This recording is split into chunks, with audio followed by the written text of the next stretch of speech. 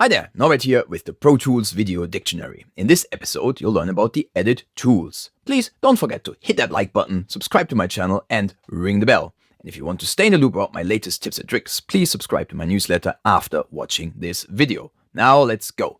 Pro Tools has 7 edit tools: the zoomer, the trimmer, the selector, the grabber, the smart tool, the scrubber, and the pencil tool. Some of the edit tools have alternate options that you can select with the corresponding drop-down menu. Now, I won't get into those right now, but feel free to play around with them. I'll cover them in another video. First off, let's have a look at the zoom tool. As the name says, it zooms in. And if you want to zoom out, you have to hold down the Alt or Option key. The trimmer simply trims your clip from the start or from the end. And if you want to quickly invert the trim direction, you can use the Alt or Option key again. The selector, probably the most boring one, simply does selections. If you want to do a non-continuous selection, then you can hold down the Shift key, and continuous selections, of course, you simply do by clicking and dragging.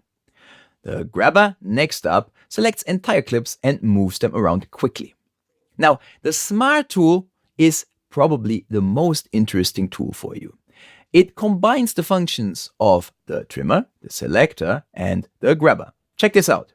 If you go to the edges of a clip, the smart tool becomes a trimmer. If you're somewhere in the middle of the clip, but on the upper part, it becomes a selector.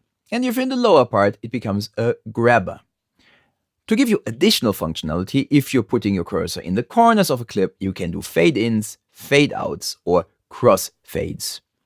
The scrub tool is used to actually position your cursor while you're listening to the audio. And last but not least, you've got the pencil tool, which is used for drawing, automation, or tempo changes.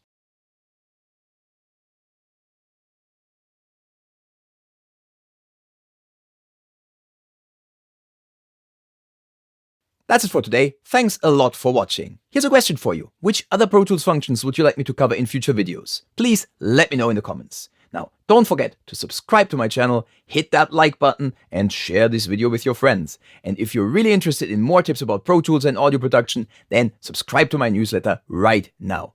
See you soon, and don't forget to make some noise.